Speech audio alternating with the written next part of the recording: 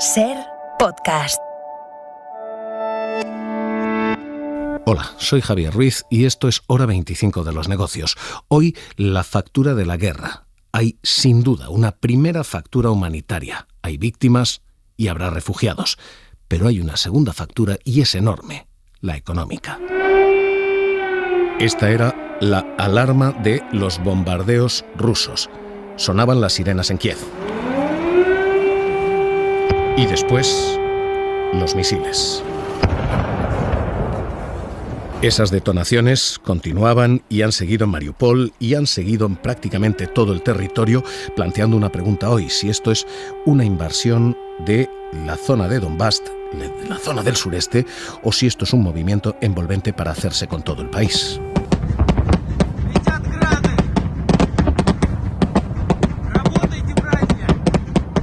Todo después de un anuncio que era una declaración de guerra de Vladimir Putin.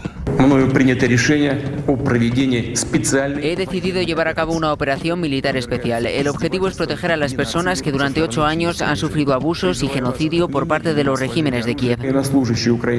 Cualquiera que intente detenernos y crear más amenazas para nuestro país, para nuestro pueblo, debe saber que la respuesta de Rusia será inmediata y les llevará consecuencias jamás vistas en su historia. Ahora mismo lo que tenemos es una primera preocupación humanitaria, pero Hora 25 de los negocios hace el otro recorrido, el recorrido económico, porque esta guerra no solo va a dejar decenas de miles de víctimas, dice Estados Unidos, que ha cifrado en 50.000 el número de bajas posibles, sino que además puede hacer descarrilar la recuperación económica. Estamos ante un escenario que, decía hoy el presidente Pedro Sánchez, este conflicto y las sanciones que derivan de él van a tener, sin duda alguna, un impacto económico en nuestro país y en la Unión Europea, especialmente en los mercados energéticos. Va a dejar factura energética, va a dejar factura industrial y va a dejar una factura alimentaria. Vamos a recorrer las tres porque estos son los tres precios que pagamos por la invasión de Putin, por la invasión de Rusia. La primera es el gas natural. Ha subido ya un 60%. El crudo ha subido un 7%. Hay una factura energética que se va a disparar porque Rusia es el segundo exportador de petróleo del planeta. Solo Arabia Saudí exporta más que Rusia. Así que ahora mismo lo que tenemos es la posibilidad de que se cierre el grifo del crudo o que se impongan sanciones para frenar y cerrar ese grifo en cualquier caso. De una manera o de otra pueden no haber problemas de abastecimiento, pero sí problemas de precio, como admitía la propia Teresa Rivera. Nosotros no somos ajenos a los mecanismos de configuración de precios en los mercados internacionales de las materias primas energéticas y esto evidentemente incide en nuestros precios energéticos y eventualmente como consecuencia de ello en el conjunto de la economía. Y eso ha comenzado a pasar ya. Sira Valdés, ¿qué tal? Muy buenas noches. Hola, muy buenas noches. Vamos a ir mercado a mercado. Lo más importante, gas natural se ha disparado un 60% en un solo día. Sí, el mercado holandés de futuros del gas, que es el de referencia aquí en Europa, ha vivido hoy una sesión de muchísima volatilidad con subidas que han oscilado entre el 10 y el 60% para quedar finalmente en un aumento de precios del 33% en los 118 euros el megavatio hora, con lo que ya acumula un encarecimiento de casi un 70% en solo 3 días, aunque aún se mantiene muy por debajo de los máximos marcados en diciembre, cuando llegó a situarse en 180 euros el megavatio hora.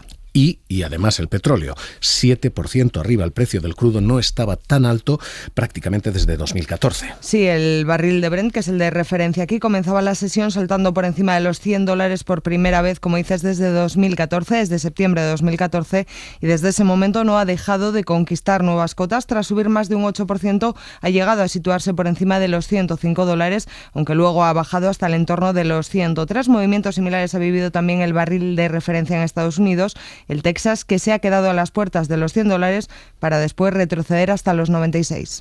Es ahora mismo un problema. Es un problema primero energético, que los empresarios advierten ya va a pasar factura aquí en España. Hoy lo decía el presidente de la COE, Antonio Garamendi. Lo que es el suministro podemos estar tranquilos, pero eso no quita que puede haber, lógicamente, una inflación, una tensión en lo que son los costes, en lo que son los precios. Y eso influye de una forma importantísima, especialmente a todo lo que sea la energía y muy especialmente al sector industrial. Y eso lo estamos notando ya en el surtidor. Llevamos varias semanas en el que el precio de la energía, el precio del crudo, el precio de la gasolina, por entendernos, es cada vez más caro. Sigue en récords. Eladio Meizoso, ¿qué tal? Muy buenas noches. Buenas noches. La subida internacional del gas natural ha vuelto a disparar los precios en el mercado mayorista eléctrico español.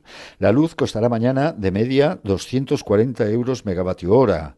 Una media que no se alcanzaba en más de un mes y con un pico mañana de 300 euros a las 8 de la tarde.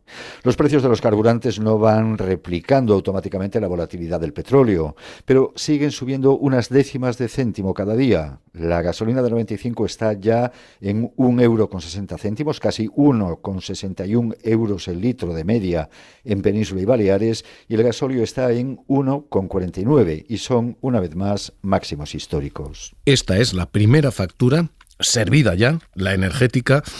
Ignacio de la Torre, economista jefe de Arcano Partners. ¿Qué tal? Muy buenas noches. Hola, buenas noches.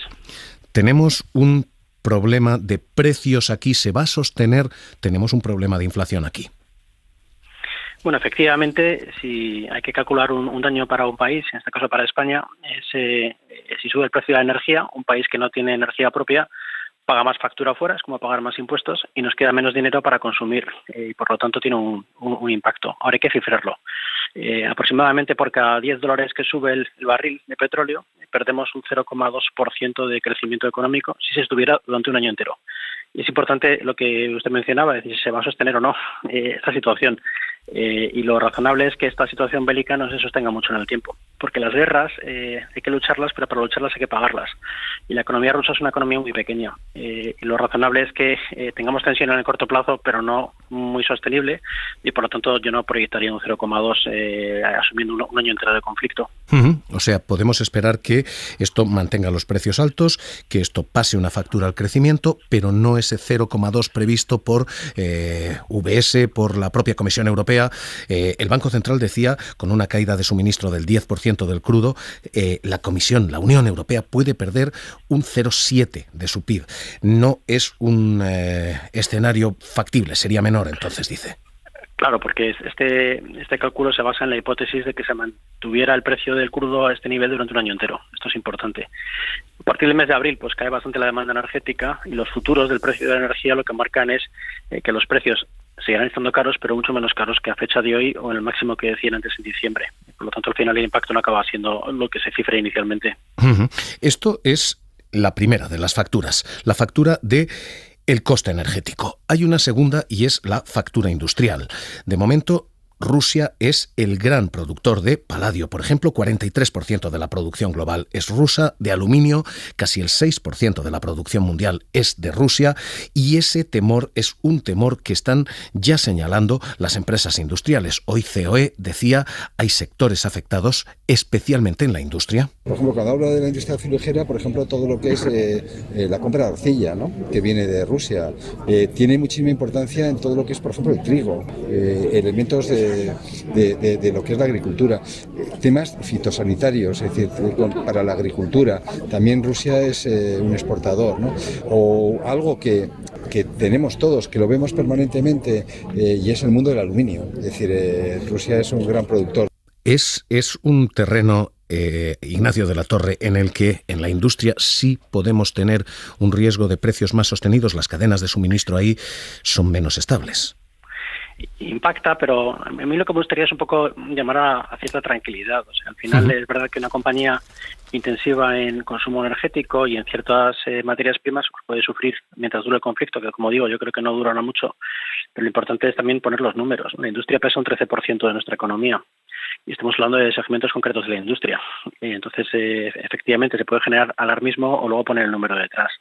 Y siempre en la vida, pues las empresas saben reaccionar. Por ejemplo, un dato muy concreto, ¿no? El paladio, ¿no?, que hace falta pues para las baterías de los coches como Tesla. Tesla ha anunciado ya anteayer que van a dejar de hacer baterías de paladio y van a hacer baterías centradas en el hierro. Son menos eficientes, pero ya no dependen del paladio ruso. Al final, la economía de mercado lo que hace es adaptarse a cada momento determinado, a cada realidad determinada y buscar una serie de soluciones. Yo creo que para que esto nos marque un daño profundo, tendría que ser un sector muy, muy representativo para nosotros, que no lo es, y que fuera muy duradero en el tiempo y que no hubiera alternativas. Y al final, pues siempre buscamos alternativas, de tal forma que el daño está ahí, pero no es tanto como inicialmente parece. Es la primera, energía, es la segunda, minerales. Le pido que no se retire. La tercera es la de la alimentación. Y en los alimentos tenemos un problema porque Ucrania es literalmente conocido así como el granero de Europa.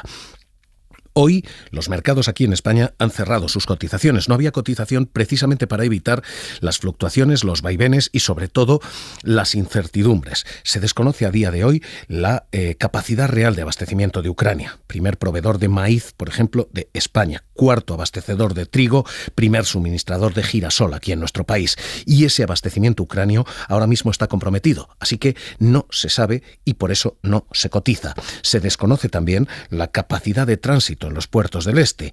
Y con todo esto, España, que es gran importador de algunos de esos productos, tiene un problema entre las manos. España importa el 30% del maíz que consume de fuera. El 30% lo trae de Ucrania. El 60% del girasol que importa viene de Ucrania. Y esta ahora mismo es la gran preocupación de los agricultores. Ignacio López, director internacional de Asaja. ¿Qué tal? Muy buenas noches. Hola, ¿qué hay? Muy buenas noches. ¿Temen ustedes un impacto, una factura grave sí en la agricultura? Bueno, hay que tener en cuenta fundamentalmente que ya estamos padeciendo unos altos costes de producción desconocidos desde hacía muchos años como consecuencia del incremento de los costes del petróleo, de la energía en general, y ahora se viene a todavía recalcar más con el conflicto con Rusia y Ucrania, ya que evidentemente todo esto va a suponer que un país como es Ucrania, que era uno de los graneros de Europa, pues posiblemente vea cortada la vía de suministro hacia el resto de Europa como consecuencia del conflicto bélico. España, además, dentro de la Unión Europea, es posiblemente uno de los países más dependientes en estas importaciones para la alimentación del ganado. Y si tenemos encima en cuenta la gravísima situación de sequía que estamos padeciendo, donde los pastos pues posiblemente duren muy poco tiempo o no puedan alimentar a nuestro ganado, vamos a necesitar todavía más suplemento alimenticio para nuestro ganado, y lógicamente esta era una de nuestras vías de aprovisionamiento que se verá cortada como consecuencia del conflicto. Por supuesto que nos preocupa. ¿Han pedido ustedes apoyo? ¿Han pedido ustedes líneas de asistencia al gobierno? Hoy el gobierno decía van a ser necesarias. Bueno, evidentemente sabemos, pues ya hemos presionado, por supuesto, con el tema acuciante de la sequía para que Europa tenga en cuenta la situación de extrema gravedad que estamos padeciendo tanto en España como en Portugal, incluso el sur de Francia, y entendemos que con esta situación que es grave para toda la Unión Europea, pero evidentemente aquellos países que dependen más de las importaciones, pues lógicamente tiene una mayor repercusión, pues toda la Unión Europea tiene que funcionar. Es toda la Unión Europea la que impone las sanciones a la administración Putin por este acto. Es toda la Unión Europea quien debe tener en cuenta las consecuencias que esto produce en nuestras producciones. Pues nos encontramos en un momento de muy difícil situación. Entendemos que puede agravarse en el futuro y esto nos preocupa enormemente, claro. Director internacional de Asaja, Ignacio López, gracias por estar esta noche aquí en Hora 25. Muchas gracias a ustedes. Hoy esto es lo que tenemos y esta es la triple factura ahora mismo, insisto, de energía, industrial y agraria. Y todo esto puede recogerse y puede calar en la inflación. Hoy Funcas ha hecho proyecciones. Jordi Fábrega, ¿qué tal? Muy buenas noches. Hola, buenas noches. Jordi, y lo que Funcas dice es que este escenario va a desbordar las previsiones de inflación, que todo lo que habíamos calculado hasta ahora puede quedarse corto y que la inflación se nos va de las manos más. Sí.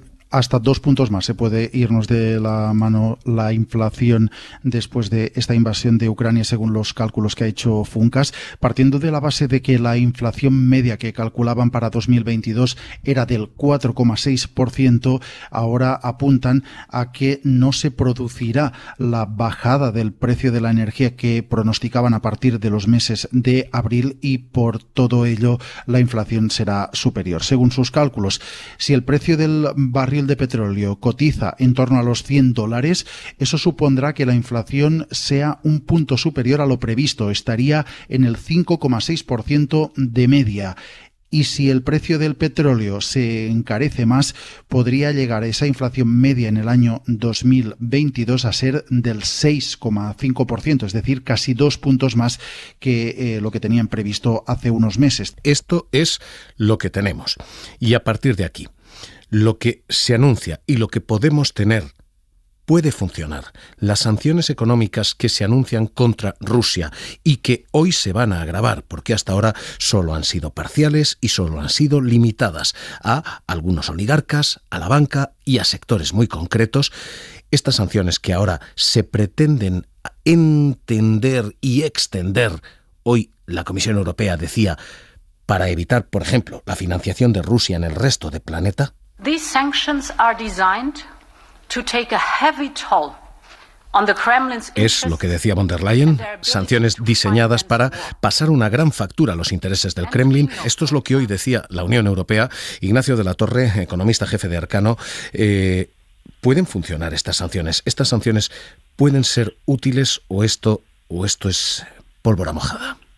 Hombre, lo nuclear al final es la energía, pero Rusia depende de Europa para vender su energía y Europa depende de Rusia para comprarla, con lo cual todas las sanciones se están orientando hacia aspectos no nucleares en este sentido.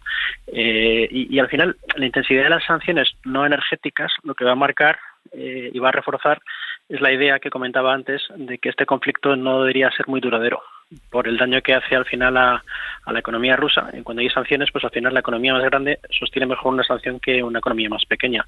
Por poner un número, en la economía nuestra, la de la zona euro, tiene 15 billones españoles, ¿no?, de PIB, y la economía de Rusia es 1,7. Entonces al final hace mucho más daño a Rusia esta situación que lo que es a la zona euro.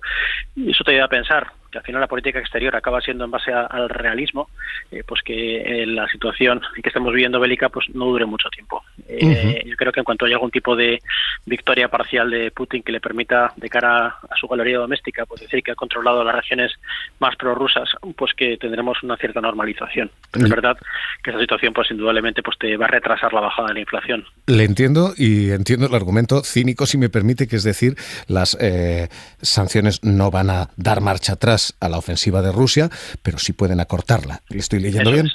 Justo. Pues Ignacio de la Torre, economista jefe de Arcano Partners, un placer escucharle aquí con nosotros en Hora 25 de los Negocios. Un abrazo. Un placer, un abrazo. Esta ahora mismo es la situación y esta ahora mismo la triple factura que puede terminar calando o no en la economía, puede permear o no a la inflación en función de cuánto dure este conflicto, que de momento continúa.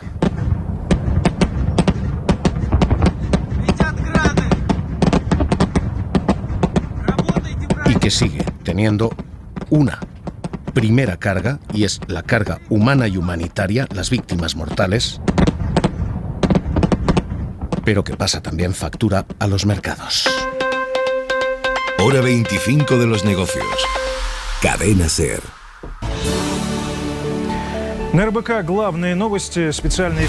Así lo anunciaba la televisión rusa.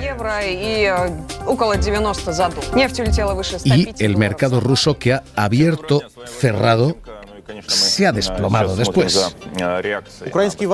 Ha caído más de un 30% el mercado de allí, pero es que el de aquí está sangrando también. El IBEX ha cerrado en su mínimo anual. La media europea ha caído casi un 4%, un 3,5%. Y el mercado americano abierto hasta ahora ha entrado ya en terreno de corrección. Saben ustedes que cuando cae más de un 10% un mercado se dice ha entrado en terreno de corrección. El Dow Jones hoy pierde un 2%. Ha perdido más del 10% desde que comenzó toda esta tensión. El Standard & Poor's pierde hoy un 1,5%. Lleva un 14% perdido desde que comenzó la tensión. Y el Nasdaq no es que haya entrado en terreno de corrección. Cuando se pierde más del 20%, se entra en terreno de recesión.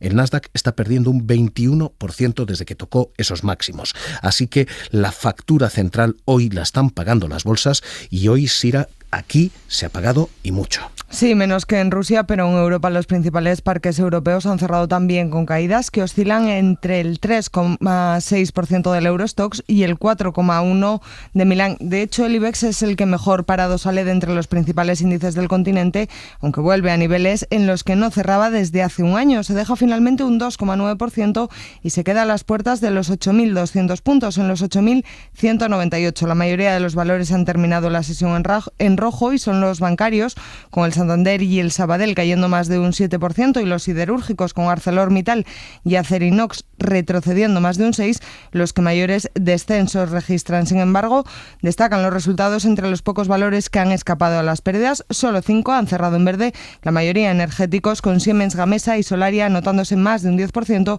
aunque es Indra el que más subió un 12%. Álvaro Blasco, director de análisis de ATL Capital. ¿Qué tal? Muy buenas noches. Muy buenas noches. ¿Qué podemos esperar en los mercados? Hoy ha sido día de nerviosismo y de desplomes. ¿Esto va a continuar? Bueno, yo creo que la volatilidad va a seguir. Estamos viendo, curiosamente, que los mercados americanos pues han abierto con menos caída que lo propio de los mercados europeos, y que además tenemos alguno de sus índices ahora mismo, porque se han ido dando la vuelta, pues incluso en positivo, ¿no? ¿Dónde podemos esperar más impacto? Porque aquí hay dos escuelas, es decir, el sector energético se va a desplomar, los precios pueden ahora mismo estar comprometidos, las distribuciones también, Gazprom desde luego está bajo presión, y la escuela contraria, que lo que dice es, ya, pero es que van a subir los precios tanto que probablemente esas energéticas puedan beneficiarse. ¿Qué impacto? ¿Cómo se lee ese sector? Bueno, yo creo que es un sector complicado, digamos que normalmente lo que son las grandes compañías mundiales, pues estamos viendo pues una subida del crudo, una subida del gas, una subida de cantidad de materias primas que indudablemente, pues por lo menos en el corto plazo, van a beneficiar todavía más a este tipo de compañías, ¿no? Bueno, yo creo que el problema que tenemos básicamente con un conflicto como el que estamos viviendo es más bien positivo en el corto plazo para esos tipos de compañías ligadas al sector energético. ¿Dónde estar si alguien busca refugio? ¿Hay refugio en los mercados ahora? Refugio hay. Yo creo que la primera recomendación es que si en estos momentos tienes una parte de tu patrimonio invertido, no es el momento de irse a liquidez. Yo creo que nosotros pensamos que hay que aguantar y mantener esas posiciones. Y el refugio, bueno, pues el oro, que no está barato, el dólar, que tampoco está barato, porque de 1.13 nos hemos ido a 1.1160 más o menos solamente en el día de hoy, y poco más. Es que realmente hay pocos refugios en los mercados. Es posible que la renta fija pues consiga en algún momento atraer a cierto dinero y pueda subir un poquito en el corto plazo, pero es un mercado muy complejo para este año, o sea que realmente refugio el que tenga liquidez, que la mantenga, incluso que esté preparado para invertir, porque puede haber una reversión de los mercados importantes, y luego pues el oro o incluso el dólar. Pues le agradezco a Álvaro Blasco, director de análisis de ATL Capital, que haya estado con nosotros. Muy buenas noches. Muy buenas noches, muchas gracias. Así cerramos hoy esta factura económica. La guerra ha comenzado. Hora 25 de los negocios. Seguimos.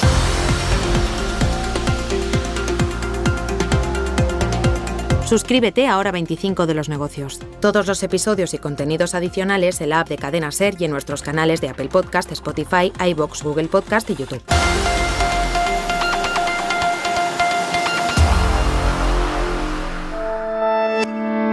Cadena SER.